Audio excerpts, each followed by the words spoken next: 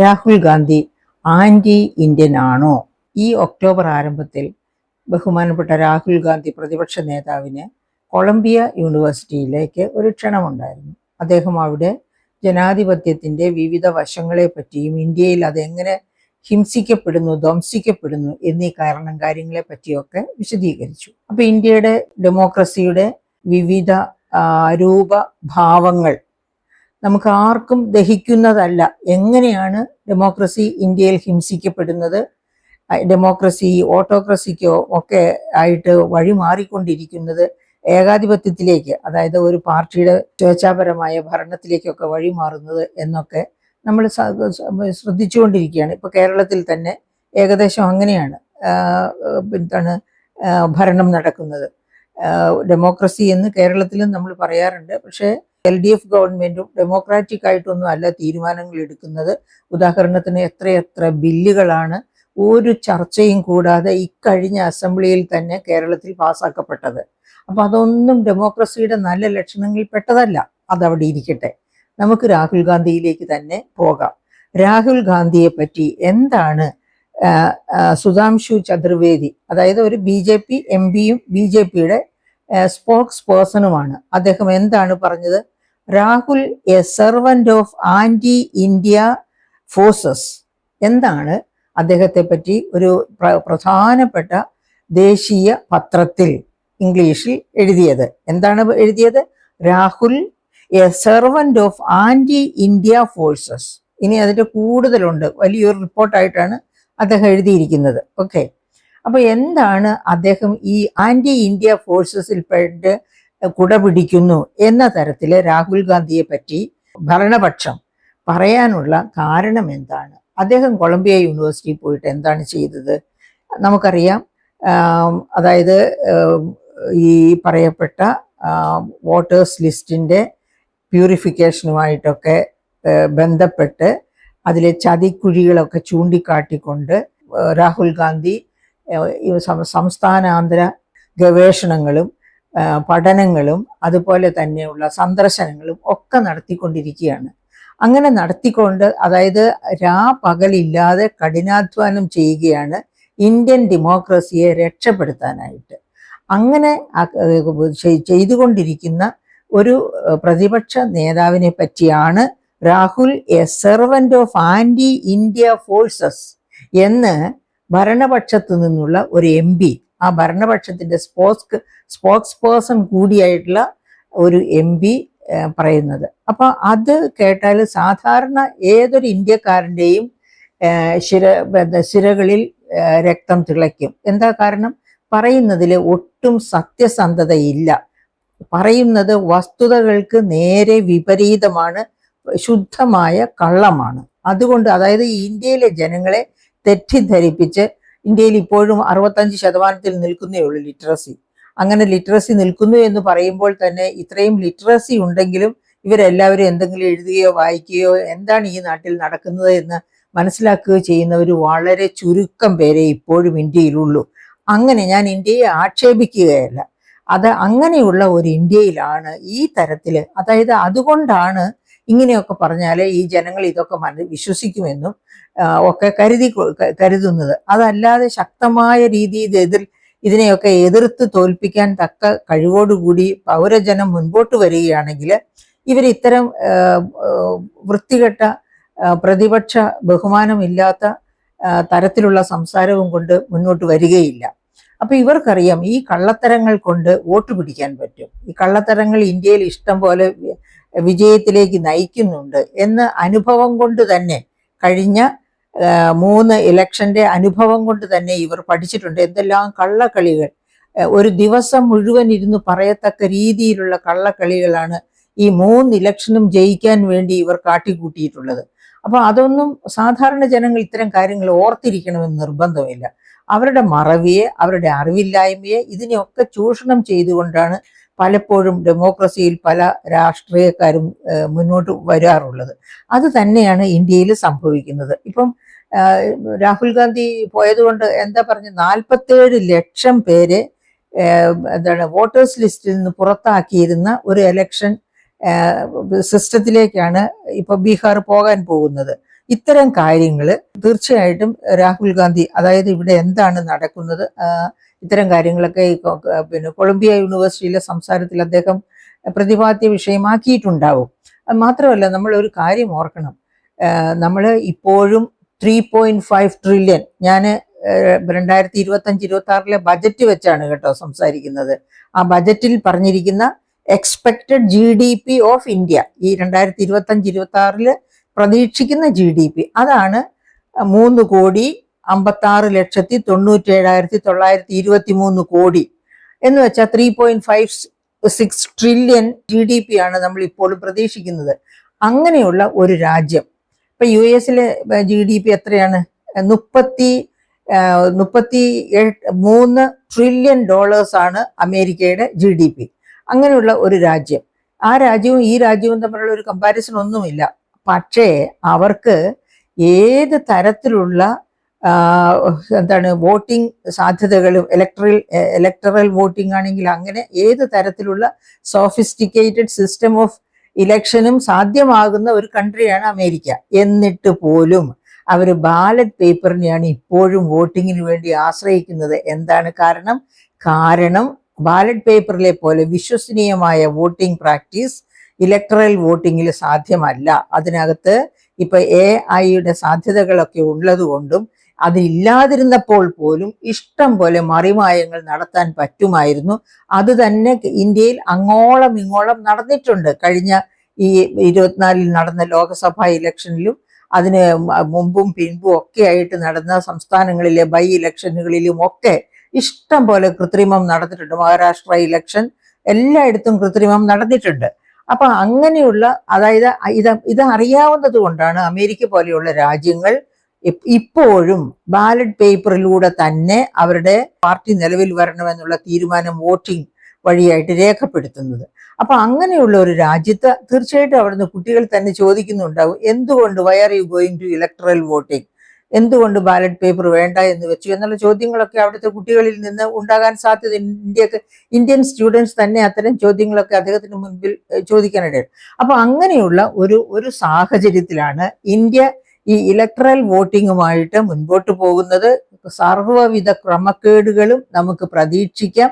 ഭരണം ആരുടെ കയ്യിലിരിക്കുന്നുവോ അവർ തന്നെ വീണ്ടും വീണ്ടും ഭരണത്തിൽ വരുന്നതിനു വേണ്ടി കാട്ടിക്കൂട്ടുന്ന എന്തു തരം തിരിമറികളും നമ്മുടെ ഡെമോക്രസിയുടെ കടപുഴക്കുന്നു എന്നുള്ളതാണ് നാം കണ്ട് മനസ്സിലാക്കേണ്ടത്.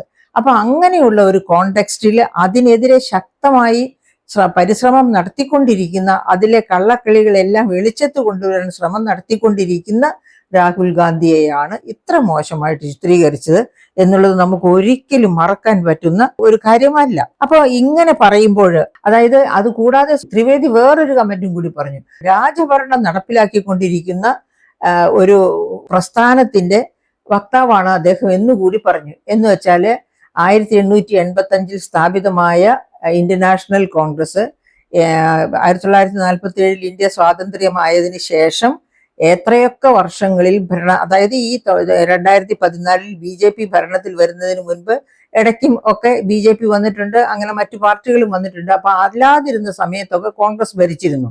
അങ്ങനെ കോൺഗ്രസ് ഭരിച്ചിരുന്ന സമയത്തൊക്കെ നെഹ്റു കുടുംബാംഗങ്ങളിൽ ആരെങ്കിലുമാണ് പ്രധാനമന്ത്രിയായി വന്നിരുന്നത് എന്നുള്ളത് കൊണ്ടാണ് രാജഭരണം തന്നെ തുടരണമെന്ന് ആഗ്രഹിക്കുന്നതിന്റെ വക്താവ് എന്നുകൂടി അദ്ദേഹം പറയണത്. അത്രയും കുരുട്ടു ബുദ്ധിയാണ് അദ്ദേഹത്തിന്റെ മനസ്സിലിരിക്കുന്നത്. എന്തുകൊണ്ടാണ് ആ ഒരു കുടുംബത്തിലുള്ളവർക്ക് അങ്ങനെ പ്രസക്തി ഉണ്ടായത്? എന്തുകൊണ്ടാണ് ജനം അവർക്ക് വോട്ട് ചെയ്ത്, ജനങ്ങളുടെ വോട്ട് മേടിച്ച് തന്നെയാണ്. അന്ന് ഇങ്ങനെ റീൽസ് ഒന്നും ഇല്ലായിരുന്നു കൊണ്ടുനടന്ന് കാണിക്കാൻ നമ്പർ 1 ആണ് എന്ന് കാണിക്കാനുള്ള കുൽസിത മാർഗങ്ങൾ ഒന്നും ഉണ്ടായിരുന്നില്ല. എന്നിട്ടും എന്തുകൊണ്ടാണ്? കാരണം മഹാത്മാഗാന്ധി കഴിഞ്ഞാല് ഇന്ത്യൻ നാഷണൽ കോൺഗ്രസിന്റെ വളർച്ചയ്ക്ക്, അതുപോലെ തന്നെ ഇന്ത്യയുടെ സ്വാതന്ത്ര്യ ലബ്ധിക്ക് ഒക്കെ ഏറ്റവും കൂടുതൽ സംഭാവന ചെയ്തിട്ടുള്ള മഹാരഥന്മാരുടെ മുൻപന്തിയിലുള്ള ആളാണ് ജവഹർലാൽ നെഹ്റു.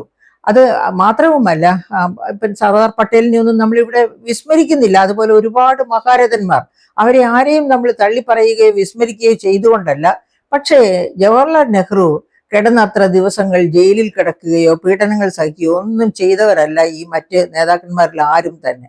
മാത്രവുമല്ല, ഇൻഡിപെൻഡന്റ് ആയതിനു ശേഷം തന്നെ ഇന്ത്യക്ക് വേണ്ടി അവരുടെ മഹാഭൂസ്വത്തുക്കൾ മുഴുവനും, അതായത് മോത്തിലാൽ നെഹ്റുവിന്റെ കുടുംബത്തിൽപ്പെട്ട, അതായത് ജവഹർലാൽ നെഹ്റുവിന്റെ പിതാമഹന്മാരുടെ ഒക്കെ സമ്പാദ്യമായിരുന്ന എത്രയോ എന്തു വലിയൊരു സമ്പാദ്യമാണ് ഇന്ത്യൻ നാഷണൽ കോൺഗ്രസിന്റെ വളർച്ചയ്ക്ക് വേണ്ടി ചെലവഴിച്ചത്. അതുപോലെ തന്നെ ഇന്ത്യ സ്വതന്ത്രമായി കഴിഞ്ഞപ്പോൾ പറഞ്ഞതുപോലെ ഒരു കയ്യിൽ ഒരു കാശുമില്ല, പൈസ ഇല്ലാതെ സ്വാതന്ത്ര്യത്തിലേക്ക് കാലുവെച്ച ഇന്ത്യയെ ഒരു നല്ല ഭരണകൂടം ഉണ്ടാകാനും മറ്റെല്ലാ കാര്യങ്ങൾക്കും വേണ്ടി ആ സ്വത്തുക്കൾ മുഴുവനും ഈ ഗവൺമെന്റിന് വേണ്ടി, ഇന്ത്യയുടെ വളർച്ചയ്ക്ക് വേണ്ടി കാഴ്ചവെച്ച ഒരു കുടുംബം കൂടിയാണ് നെഹ്റു കുടുംബം.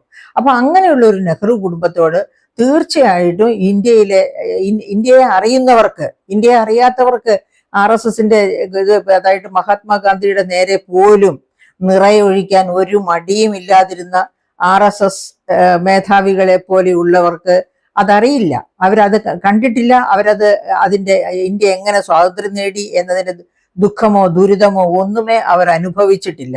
അപ്പൊ അവരന്നൊക്കെ പുറത്തു നിന്ന് കാഴ്ച കണ്ട് ആസ്വദിക്കുന്നവർ മാത്രമായിരുന്നു, വേണമെങ്കിൽ ബ്രിട്ടീഷുകാർക്ക് ചാരപ്പണി ചെയ്തിരുന്നവരും.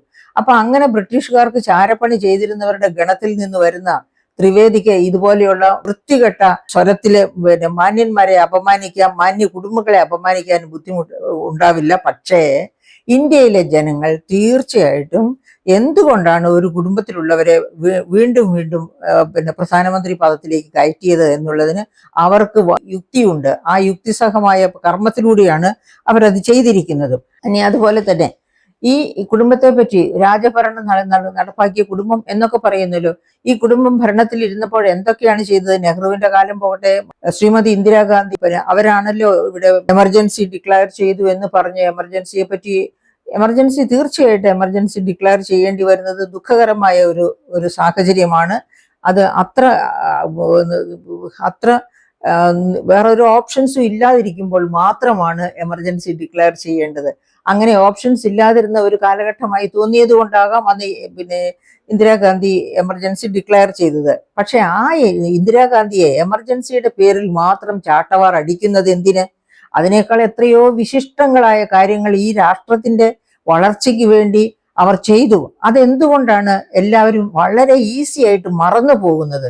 അക്കാര്യമാണ് ഓർക്കേണ്ടത്. അതായത് ഉദാഹരണത്തിന് ഒരു ബെസ്റ്റ് എക്സാമ്പിൾ തന്നെ പറയാം. നമ്മൾ ഹാൻഡ് ടു മൗത്ത് എക്സിസ്റ്റൻസ്, എല്ലാ 3 വർഷത്തിൽ ഒരിക്കലും ഇവിടെ നിരവധി ആയിരക്കണക്കിന് ലക്ഷക്കണക്കിന് പേര് പട്ടിണി മരണത്തിന് അടിപ്പെടുന്ന രാജ്യമായിരുന്നു ഇന്ത്യ. ആ ഇന്ത്യയെ എന്താ പറയുക, കാർഷിക പുരോഗതിയിലേക്ക്, ഭക്ഷ്യ സ്വയം പര്യാപ്തയിലേക്ക് നയിക്കാൻ വേണ്ടി മിസസ് ഗാന്ധി എന്ത് ചെയ്തു? ആരെങ്കിലും ആലോചിച്ചിട്ടുണ്ടോ? ഈ പറയപ്പെട്ട മഹാരഥന്മാർക്ക് ആർക്കെങ്കിലും അതേപ്പറ്റി എന്തെങ്കിലും പറയാനുണ്ടോ? ഉദാഹരണം 1969 എന്താണ് ചെയ്തത്?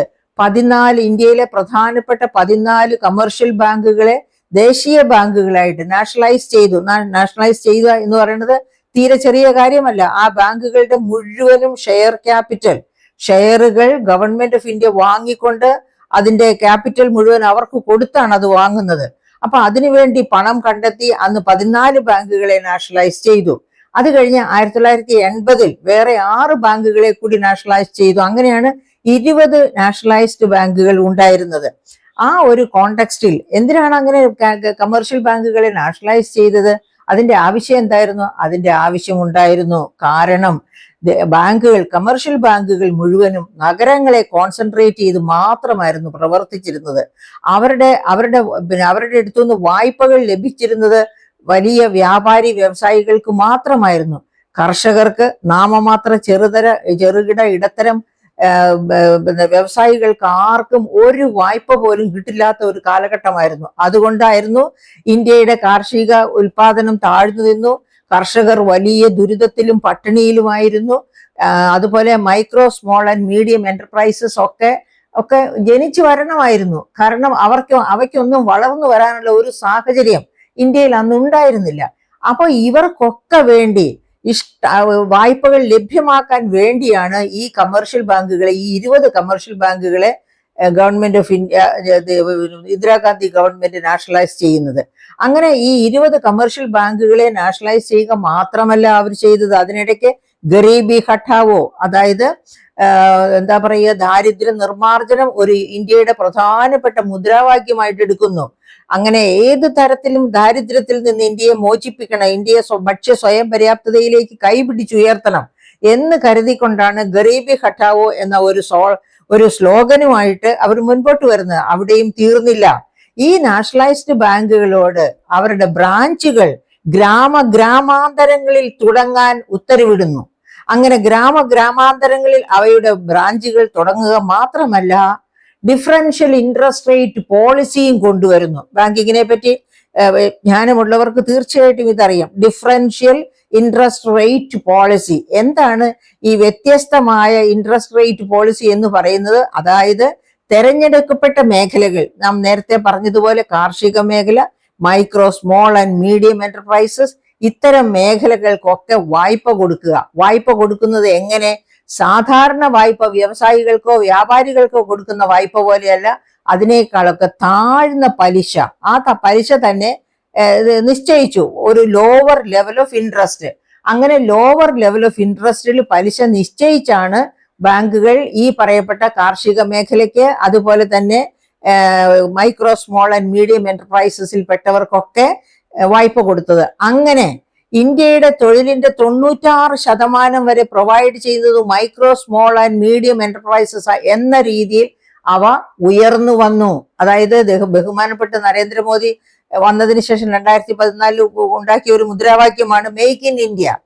മെയ്ക്ക് ഇൻ ഇന്ത്യ എന്നൊരു മുദ്രാവാക്യം ഒന്നും മിസസ് ഗാന്ധി ഉണ്ടാക്കിയില്ല. പക്ഷേ മേക്കിംഗ് ഇന്ത്യ തന്നെയാണ് അന്ന് അവിടെ സംഭവിച്ചിരുന്നത്. അതിനുള്ള സാഹചര്യം ഒരുക്കി കൊടുത്തു. അതിനുവേണ്ടി ബാങ്കുകളെ നാഷണലൈസ് ചെയ്തു, വലിയ ഒരു പ്രക്രിയ. അതിനുശേഷം ഡിഫറൻഷ്യൽ ഇൻട്രസ്റ്റ് റേറ്റ് പോളിസി പ്രഖ്യാപിച്ച് നടപ്പിലാക്കുന്നു. അതൊക്കെയാണ് ചലഞ്ചസ് എന്ന് പറയുന്നത്. അത്തരം ചലഞ്ചസ് ഏറ്റെടുത്തുകൊണ്ടാണ് ശ്രീമതി ഇന്ദിരാഗാന്ധി ഇന്ത്യയെ സ്വയം പര്യാപ്തതയിലേക്ക് നയിക്കുന്നത്. 1980 ആയി, 80കളുടെ അവസാന ഭാഗമൊക്കെ ആകുമ്പോഴത്തേന് ഇന്ത്യ ഭക്ഷ്യ സ്വയം പര്യാപ്തത കൈവരിച്ചു എന്ന് മാത്രമല്ല, ഭക്ഷണം, അതായത് ഉൽപ്പന്നങ്ങൾ കയറ്റുമതി ചെയ്യാവുന്ന ഒരു സാഹചര്യത്തിലേക്ക് ഇന്ത്യ ഉയർത്തപ്പെടുകയാണ്. അതിനകത്ത് നമ്മുടെ MS സ്വാമിനാഥനെ പോലെയുള്ള വിശാരദർ നയിച്ച പങ്ക് ഒരു കാരണവശാലും നമുക്ക് വിസ്മരിക്കാൻ പറ്റുന്നതല്ല. അപ്പൊ അങ്ങനെയുള്ള കാര്യങ്ങളൊക്കെ ചെയ്ത ഒരു കുടുംബത്തിൽപ്പെട്ടവനാണ് ഇതുപോലെ ഈ ത്രിവേദിയുടെ എന്താ പറയുക, അസഭ്യ വർഷത്തിന് തന്നെ ഞാൻ പറയട്ടെ, ഇരയാക്കപ്പെടുന്ന രാഹുൽ ഗാന്ധി എന്ന് ഓർക്കണം. രാഹുൽ ഗാന്ധി ആരാണ്? ത്രിവേദി ആരാണ്? രാഹുൽ ഗാന്ധി ഭാരത് ജോഡോ യാത്രയിൽ എന്താണ് ചെയ്തത്? ഇന്ത്യയെ മുഴുവൻ നടന്നു കണ്ടു. ഇന്ത്യ മുഴുവനും നടന്ന് ഏറ്റവും വില കൂടിയ കാറിലല്ല പോയത്. ആ കാറ് ഒരു കാറ് ഒരുപക്ഷെ അദ്ദേഹത്തിന്റെ കൂടെ അകമ്പടിയായിട്ടുണ്ട്. പക്ഷെ അദ്ദേഹം പദയാത്ര ചെയ്ത് നിരവധി മനുഷ്യരോടൊപ്പം, സാധാരണക്കാരോടൊപ്പം പദയാത്ര ചെയ്ത്, വെറും ഒരു സാധാരണ വെള്ള ടീഷർട്ടും ഇട്ട് പദയാത്ര ചെയ്ത്, ആ പദയാത്രയുടെ ക്ലേശങ്ങൾ മുഴുവൻ അനുഭവിച്ച്, ഉള്ള വെയിലും മഴയും എല്ലാം കൊണ്ടാണ് അദ്ദേഹം യാത്ര ചെയ്തത്. അങ്ങനെ ഇന്ത്യയെ നടന്ന് കണ്ടെത്തിയ മഹാരഥനാണ് രാഹുൽ ഗാന്ധി. അത് മനസ്സിലാക്കുന്ന കൊളംബിയ യൂണിവേഴ്സിറ്റിക്കാരാണ്. അതായത് ഒരു ജനതയുടെ കാര്യം കേട്ടറിയുന്നത് പോലെ അല്ല പ്രിയപ്പെട്ട ത്രിവേദി കണ്ടറിയുന്നത്. രാഹുൽ ഗാന്ധി കേട്ടറിയുകയല്ല ചെയ്തത്. ഈ കേട്ടറിഞ്ഞിട്ടുള്ള ഇന്ത്യയെ പറ്റിയുള്ള കാര്യങ്ങളൊക്കെ കണ്ടറിയണം എന്ന് മനസ്സിലാക്കിക്കൊണ്ടാണ് അദ്ദേഹം ഇന്ത്യ മുഴുവനും കറങ്ങി നടന്ന് സമസ്ത ജനങ്ങളുടെയും ഓരോരുത്തരുടെയും ദേഹത്ത് തൊട്ട് അനുവാദം ചോദിച്ചു എന്നല്ല ഞാൻ ഈ പറഞ്ഞു വരുന്നത്. ആ ഒരു ദേശത്ത് ചെന്ന് അതിന്റെ റെപ്രസെന്റേറ്റീവ്സ് ആയിട്ടുള്ള ഒരുപാട് ജനതയെ കാണുമ്പോൾ അറിയാം ആ നാടിന്റെ നൊമ്പരങ്ങൾ എന്താണ്, ആ നാടിന്റെ ഏറ്റവും ആവശ്യപ്പെട്ട കാര്യങ്ങൾ എന്തൊക്കെയാണ് എന്ന് മനസ്സിലാക്കാനായിട്ട്. അങ്ങനെ മനസ്സിലാക്കിക്കൊണ്ടാണ് തന്റെ കരുക്കൾ നീക്കുന്നത്. അങ്ങനെ പദയാത്ര നടത്തിയ ഒരു മഹാരഥനെ നമുക്ക് മഹാത്മാഗാന്ധി ഇന്ത്യ മുഴുവനും ചുറ്റി നടന്നിട്ടുണ്ട്. അതുപോലെയുള്ള മഹാരഥന്മാർ വളരെ ചുരുക്കമാണ് മിസ്റ്റർ ത്രിവേദി. ഇതൊന്നും അറിയാതെയാണ് ഇത്തരം അസഭ്യവർഷം രാഹുൽ ഗാന്ധിയെ പറ്റി നടത്തിയത് എന്നതിൽ താങ്കൾ ലജ്ജിച്ച് തല കുനിക്കേണ്ടിയിരിക്കുന്നു. അല്ലെങ്കിൽ ഈ ഇന്ത്യയിലെ റാഷണലായിട്ട് ചിന്തിക്കുന്ന ആരും താങ്കളുടെ നേരെ മുഷ്ടി ചുരുട്ടും എന്നുള്ളതിന് യാതൊരു സംശയവും വിചാരിക്കേണ്ട കാര്യമില്ല. അപ്പൊ അങ്ങനെയുള്ള രാഹുൽ ഗാന്ധി പറ്റി ഇങ്ങനെ പറയുന്നത് അത് മാത്രവുമാണോ? BJP വന്നതിന് ശേഷം ഇന്ത്യയിൽ എന്താ സംഭവിച്ചുകൊണ്ടിരിക്കുന്നത്? ഇന്ത്യയെ അങ്ങ് സ്വർഗമാക്കി മാറ്റിയെന്നാണ് ഇവർ പറയുന്നത്. അതായത് എന്താണ്, പ്രസ് ഫ്രീഡം ഇൻഡെക്സ് ഒന്ന് നോക്കുക. 2010 അന്ന് UP ആണ് ഭരിക്കുന്നത്. പ്രസ് ഫ്രീഡം ഇൻഡെക്സില് ലോക റാങ്കിങ്ങിൽ 140ാം പൊസിഷനിലായിരുന്നു ഇന്ത്യ ഉണ്ടായിരുന്നത്. അതിനുശേഷം 2020 ആയപ്പോഴത്തേക്ക് അത് 161 വരെ താണുപോയി. അത് കഴിഞ്ഞിട്ട് ഇപ്പോ ഈ വർഷം 2025 പ്രസ് ഫ്രീഡം ഇൻഡെക്സ് എന്താണ്? 151. അപ്പൊ ഓർക്കണം, 2010 അത് 140 എന്ന് ഓർക്കണം. അതായത് പത്രമാധ്യമങ്ങൾക്ക് ഡെമോക്രസിയെ ഇഷ്ടം പോലെ വിമർശിക്കാനുള്ള അവസരമുണ്ടായിരുന്നു അന്ന്. ആ ഫ്രീഡം ഇൻഡെക്സ് താഴോട്ട് പോകുന്നത് എന്തുകൊണ്ടാണ്? എല്ലായിടത്തും പിടിമുറുക്കങ്ങൾ വരുമ്പോഴാണ്. തടസ്സങ്ങൾ നിൽക്കുക, പത്രക്കാരെ ഭീഷണിപ്പെടുത്തുക, കോടതി കയറ്റുക, ഇങ്ങനെയൊക്കെ പോകുമ്പോഴാണ് പ്രസ് ഫ്രീഡം ഇൻഡെക്സിൽ നമ്മുടെ രാജ്യം താഴോട്ട് പോകുന്നത്. അങ്ങനെ 140 നിന്ന് 161 മൂക്കുകുത്തി. അതിനുശേഷം ഇപ്പൊ 151 വന്നിട്ടുണ്ട്. അത് ആശ്വാസകരമാണ്. എന്തായാലും ഇതാണ് പ്രസ് ഫ്രീഡം ഇൻഡെക്സിലെ BJP വന്നതിന് ശേഷം സംഭവിച്ചത്. മിസ്റ്റർ ത്രിവേദി, അത് മറക്കരുത്. അത് മാത്രമാണോ ഇന്ത്യയുടെ ഇനീക്വാളിറ്റി, അസമത്വം? ഓക്സ്ഫാം നടത്തിയ അസമത്വ സർവേ, അതിന്റെ റിസൾട്ട്, അത് 2023 നടത്തിയ സർവേ റിസൾട്ട് ഇപ്പോഴും നമുക്ക് ലഭ്യമാണ്.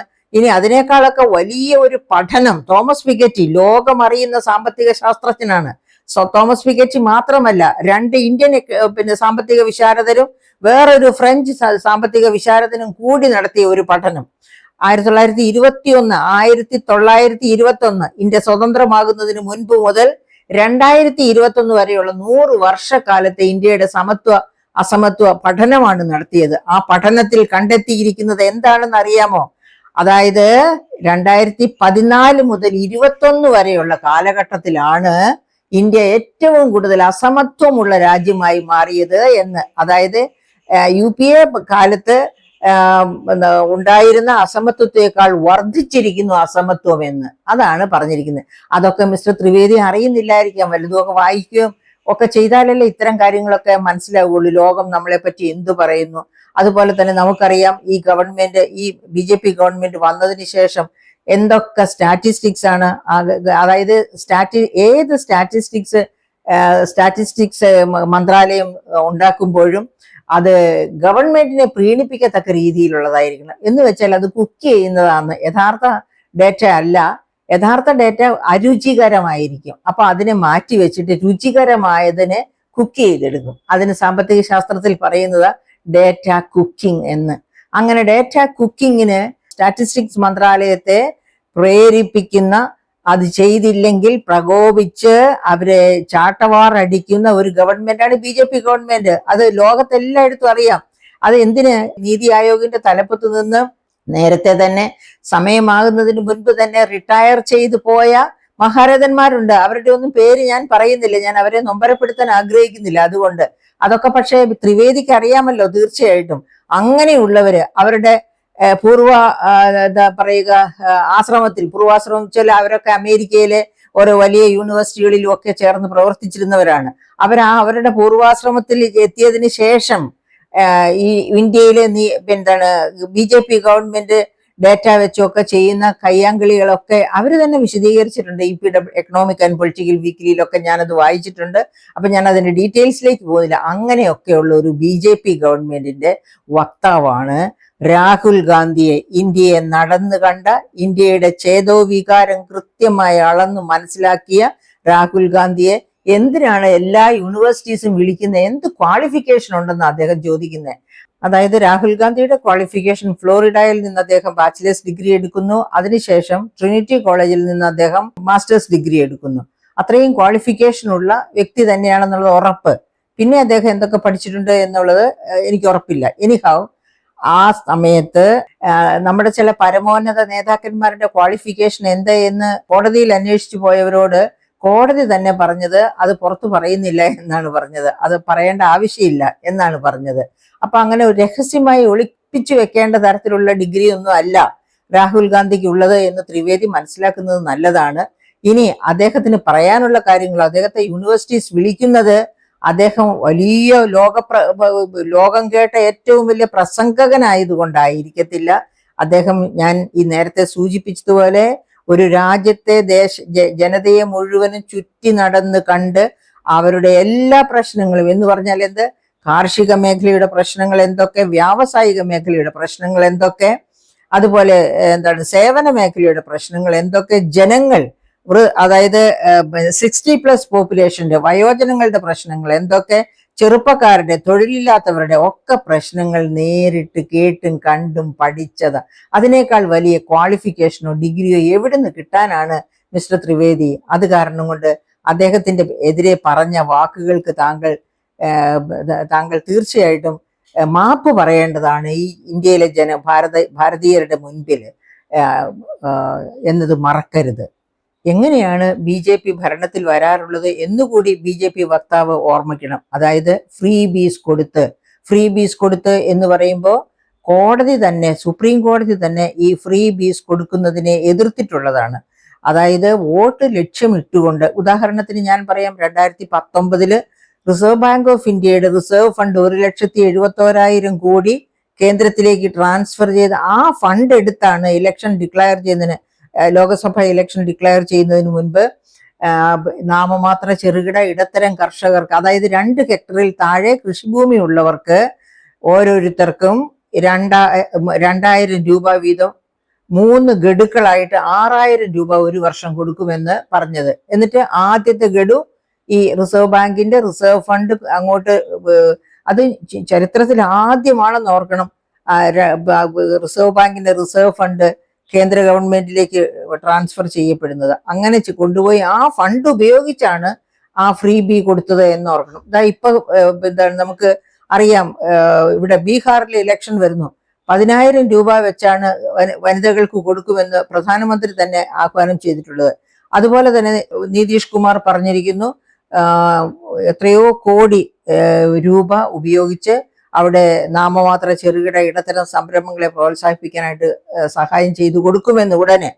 അപ്പൊ ഇതൊക്കെ ഈ ഇലക്ഷന് കഴിഞ്ഞു വന്നാൽ, അതായത് യഥാർത്ഥത്തിൽ ജനങ്ങളെ സ്നേഹിക്കുന്ന ഒരു ഗവൺമെന്റ് ആണ് എങ്കിൽ, ആ ഗവൺമെന്റ് ഭരണത്തിൽ ഏറിക്കഴിഞ്ഞാൽ ഉടനെയാണ് ഇത്തരം പ്രഖ്യാപനങ്ങൾ നടത്തുകയും അത് നടപ്പിലാക്കുകയും ചെയ്യേണ്ടത്. അതല്ലാതെ ഇറങ്ങി പോകാൻ സമയത്തോ അല്ലെങ്കിൽ അടുത്ത ഇലക്ഷൻ വരാൻ സമയത്തോ അല്ല ഇത്തരം പ്രഖ്യാപനങ്ങൾ നടത്തേണ്ടത്. അത്തരം പ്രഖ്യാപനങ്ങൾ ഒന്നും തന്നെ കോൺഗ്രസ് ഗവൺമെന്റ് ഒരു കാലത്തും നടത്തിയിട്ടില്ല. അങ്ങനെ ഏതെങ്കിലും കാര്യങ്ങൾ നടത്താൻ പോകുന്നുവെങ്കിൽ അതിനെ ശക്തമായി എതിർക്കാനും കോൺഗ്രസിനകത്ത് ജനങ്ങൾ ഉണ്ട് എന്ന കാര്യം വക്താവ് മനസ്സിലാക്കുന്നത് തീർച്ചയായിട്ടും നല്ലതായിരിക്കും.